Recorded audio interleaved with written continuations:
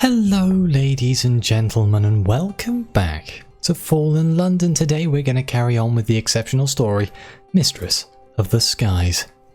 We've popped down to Wolfstag Docks to do, spend an evening with the constables apparently. In a drafty police station next to the docks, a posse of constables sifts through a pile of shipping manifests. They may be glad of a distraction. Or we can apply lacquer to your fingernails and then step inside. Well, we did that for the other ones, so we may as well carry on. You warm a compact of iridescent wax between your hands until its contents are malleable. Then apply it to your nails. When you have finished, your fingers look as though they are tipped with discs of pearl. Thus adorned, you need only gesticulate at the constable manning the front desk, and he admits you to the police station. As he returns to his seat, he studies his own hands intently. The constables have been poring over shipping manifests for hours, and their concentration is flagging. Through a crack in the door, you see the uneasy sergeant pace her own office alongside a wall of evidence. She is too busy to speak to you now. So we can tell the constables about Mistress of the Skies, or we can assist with paperwork. Let's start at the top here. They might not approve, but they'll be interested. The constables listen with interest as you explain how Mistress of the Skies' unique properties could be used to disrupt societal orders. You punctuate your pitch with flourishes of your painted nails. Mesmerized, the constables buy some of your wares so that they might study them. "If this stuff's so dangerous, why are you wearing it?" asks a fractious constable. "I don't like it. I don't like the way I feel when I look at you.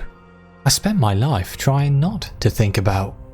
He chokes on his words and pushes his chair back from the table with a screech. Yeah, we made a sale though. Let's assist with the paperwork. The constables are preoccupied with it. "See these manifests?" says the ink-stained constable. "They're for a fleet of ships belonging to..." She frowns. "Actually, never mind about that. The point is, the capital is at stake. An order. The person who owns these ships is a threat, but not enough of a threat that we can do anything. So your job is to change the numbers here." She taps the page. "Here and here. Got it?" The ink-stained constable is entranced by your iridescent fingers as they flash across the documents. You watch your own hands as you put in motion things that cannot be undone. We can smear a little grease paint onto the uneasy sergeant. Her trust will matter as much as your subtlety. Well, we have a 100% chance here because I'm quite friendly with the constables, I'll have you know. You pretend to stumble on the way out, grabbing the uneasy sergeant's hand with your paint-stained one. He doesn't notice. "Listen," she says, not unkindly. "If some people aren't looked at or listened to, there's probably a good reason, and my job is to keep those voices quiet. She catches sight of her hand. It glitters blue in the street lamp, and you understand the fear that compromises that led her to do this job. A tear spills down the uneasy sergeant's cheek. Aghast, she scrubs her hand against her uniform. "I'll take some," she murmurs, "to study." As you complete the transaction, a tabby cat scampers away across the docks. Another cat. Okay, so we've done Vale Garden. Oh, have we done Vale Garden? Oh no, I don't remember where I went last week. Vale Garden, Ladybones Road, Wolfstag Docks and Spite. Let's travel to Ladybones Road. I feel like I haven't been to Spite. Let's go to Ladybones Road. I'm going to just quickly run around and see if I can... if I've actually done this. It doesn't look like it's here. Ladybones Road, Vale Garden. I've probably done Ladybones Road and Vale Garden.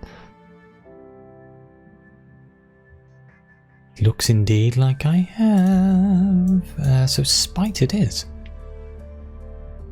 Here we go. An evening with the Revolutionaries. A group of revolutionaries is stalking the streets of spite, pasting posters to walls and plotting to overthrow the masters. Well, let's apply a little powder to your skin, then infiltrate the gang. You wish to make an impression. You open a large, round, compact to reveal a disc of powder, sparkling with pinpricks of light. There is a puff concealed in the lid, and you dust it over your exposed skin. It tingles at first, as if you are being needled, but the feeling fades. Thus adorned, you fall in step beside the revolutionaries. As long as you remain complicit in their activities, you are welcome to join. There is nothing dangerous planned for tonight, assure the revolutionaries. That might even be true, but it does not mean nothing dangerous will happen. Still, as long as you betray no misgivings about their activities, you are allowed to remain in the fray. The leader of the gang is too preoccupied to pay you any attention for now. Let's explain why we're here. The revolutionaries are enthusiastic when they learn that, as far as you know, this particular chain of commerce does not go via the masters. A sharp-eyed revolutionary taps the second city symbol on the compact. The masters would hate that, she says with a smile. At that moment, a constable's whistle sounds. The group flees. As you recover in an alleyway, the sharp-eyed revolutionary turns to you. We're the same, you and me, she pants. Don't know how I know that, but I do. Give me some of that face paint, would you? You want to be careful, interjects her comrade. Looking distinctive like that, constables will remember you. It's a valid point. Engage in some bracing rhetoric. It should show the revolutionaries you are one of them, if only for tonight. Your arguments are cogent, but it is not your words that hold the revolutionaries' attention. You're right. We are all the same, says one, but this is not a point you have yet made. We'll get nowhere as long as we're divided. Everyone struggles under oppression. You, he touches your sparkling skin. Me, even the masters. Instead of howls of derision, this assertion is met with cheers. In a moment of revolutionary zeal, one of your comrades smashes a bottle on the cobbles. A shard of glass grazes your cheek. A tickle of blood runs over the purple dust. The group falls silent. Well, let's prove yourself to the gang leader in order to sell Mistress of the Skies. This couldn't possibly go badly, could it? Your connections will matter as much as your might. I'm not that friendly with the revolutionaries, but I apparently have enough. The revolutionary gang leader tasks you with distracting the constables while the rest of the gang plant a flag on the rooftop. Once it is done, you reconvene in an alleyway. Let me try that stuff, he says, taking a compact from your hand and flipping it open. He pushes his fingers into the grease paint and drags iridescent blue streaks of war paint across his cheeks. He looks at you, and you see what the fighting has taken from him. I'll take some, he murmurs. A pair of green eyes watches from the shadows as you complete the transaction. Green eyes? Hey look, here's the Feline Surveillance, but let's speak to the Striking Saleswoman. I believe we did the watch from a distance, but let's follow her. You will need to be fast. The Striking Saleswoman spends her waking hours trudging across London, sales kit in hand. She infiltrates every stratum of society, not resting until she has either made a sale or been made to leave. More than once, you see her slump against a building, her painted face rumpled with exhaustion. This is her last resort. The soles of your feet are burning by the time she finally retires to her attic lodgings.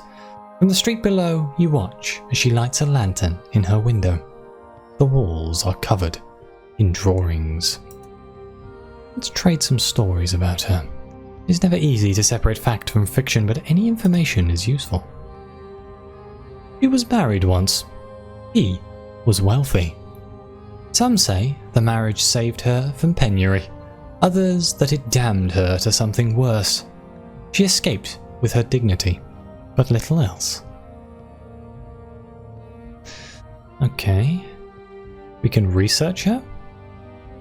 There are no records of the Striking Saleswoman's birth or education, only a registration at an austere institution for unfortunate young women.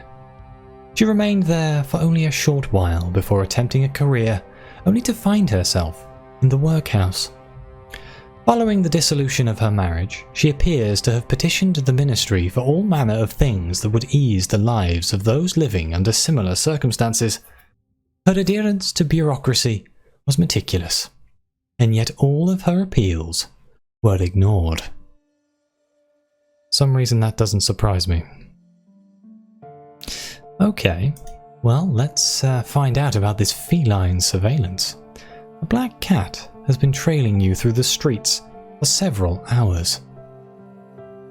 When you finally turn your attention to the creature, it bats at your ankles before stalking off in the opposite direction. Well, let's follow the cat. Clearly it has business with you. The cat pads through the streets, mewing whenever you dawdle. Eventually, you arrive at the shuttered palace. "You're late," grunts a guard, opening the iron gate with a creak. "The Duchess is expecting you. Tortoise-shell wig." You follow the cat through the palace corridors to an opulent parlour festooned with Second City relics and yet more cats. You immediately lose sight of the messenger amid its fellows. "Hello again," says an imperious voice from the corner. The speaker is an aged woman in mirrored glasses. She has a heavily powdered face and a tabby on her lap. It's the Duchess. We have met the Duchess before, I believe. "I know what you've been doing," says the Duchess. "Trampling the streets, peddling garish cosmetics. Don't deny it, I have eyes everywhere." The tabby on her lap flexes its claws. "As you are no doubt aware," she continues, "the pigment has an enthralling effect that, left unchecked, will erode London's social strata. These eyeglasses render me immune." She adjusts her mirrored spectacles. "But they cannot protect the entire city. I therefore intend to put a stop to this Mistress of the Skies enterprise. But first, I wish to know why you are involved." So we have three options. To make London more just, its social strata only benefit those at the top. Or you're not entirely sure, someone asked you to and you acquiesced it. Or your reasons are your own. Do not feel compelled to share them with the Duchess. I'm going to go with the second option here because it is literally the truth. Somebody was like, "Could you do this?" I was like, "Yeah, right." "In which case, allow me to explain," says the Duchess. "This person, whose station was no doubt far beneath yours, mesmerized you into believing that you were equals, and therefore that what they asked of you was worthy of your consideration. I assure you that it was not." The tabby flicks its tail. "If you were manipulated," she continues, "others can be too, and in great numbers. If London ceases to respect its own hierarchies, chaos will ensue, and there is no telling what manner of power will emerge from the ruins. Not only has this collective manipulated you," says the Duchess, "but it is manipulating every one of its vulnerable salespeople. It will not stop until London has been plunged into chaos." She adjusts her mirrored spectacles. "I believe I am uniquely placed to put a stop to its activities, but I require your assistance." Well, it's only polite. Let's inquire after her well-being. "I am not well," the Duchess says. "This matter has been giving me sleepless nights." She sighs, and the tabby nuzzles her hand. "Nevertheless, I shall be fine. I have endured far worse in my time. Thank you for your concern." Let's question her motives. If she cares so much for the vulnerable salespeople, why not help them directly? I have been in positions of great responsibility all my life, says the Duchess, carefully. Those at the bottom of the hierarchy are never helped simply by being given resources or power, because those things are stolen or squandered as soon as they are out of the hands of those with experience to wield them. She frowns. These powders and paints you are selling make onlookers consider the hardships a wearer may have endured. Unfortunately, one kind of experience does not equate to another. Just because a person has known suffering does not mean they are equipped to lead. It does help though, if you understand somebody else's point of view, but I do get where she's coming from. Ask if she is familiar with the Mistress of Skies symbol. Her pallor suggests an interest in the Second City. I believe the Duchess is from the Second City, I think. I could be wrong on that one. I might be thinking of the Widow. The Gracious Widow, that is. Second City symbolism is complex, says the Duchess. And despite London's enthusiasm for what it deems exotic, few bother to study the glyphs. If they did, they would understand that the horns and the disc carry a malevolent meaning. Here, she fumbles in a side table and extracts a small box. It rattles as she hands it to you. Study these. You may learn something. The tabby narrows its eyes. My interest in the Second City is well known to certain personages. The Duchess continues. It's only a matter of time before they incorrectly connect this gross appropriation of the glyphs to me. Interesting. Let's look closely at her. Beneath her spectacles, her own face is not bare. The Duchess's skin is thickly coated with white powder. Its surface is cracked like an arid desert, and tiny fragments have flaked onto her collar. In its fissures you see glimpses of dark skin, as if the tabby hisses at you, baring needly teeth. When you reach my age, says the Duchess carefully, you will understand that one needs to attend to one's appearance if one is to be taken seriously. It is a very different thing to daubing one's face with garish grease paint. Almost as if what? Interesting. Well, let's decide whether to help the Duchess. I do like the Duchess. She believes there is much at stake. I have my suspicions as to who is controlling the collective, says the Duchess. But if I am to act, I must know for certain. My envoys have told me of the collective's impending meeting. You must go and help them gather the information I need. Can I rely on you? Yes, you can, Duchess. Agree to help her envoys gather information, or at least tell her you will. The Duchess sags a little, perhaps with relief. Thank you, she says.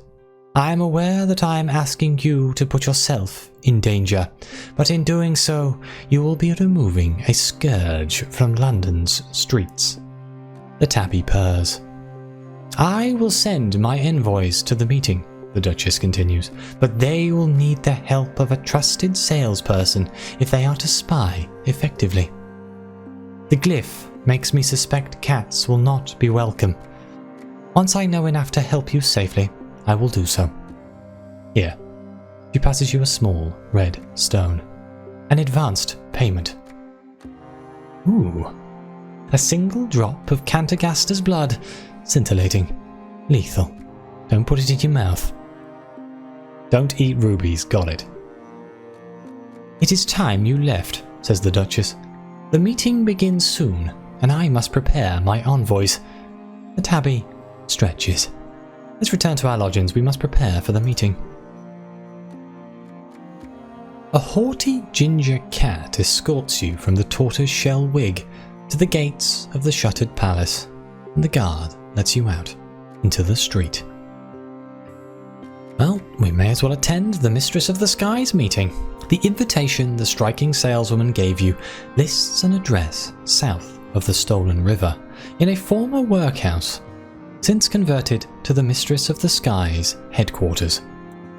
All the collective salespeople will be in attendance, and the one who has sold the most wares will receive a rare honour. Well, I think before I travel to the workhouse, this seems like a good place for me to end this episode, and then we'll pick it up in the next one. So I'm going to thank you all very much for being here. Thank you for watching. Please like, subscribe, let me know what you think. Your comments are greatly appreciated. And as always, I'll see you next time.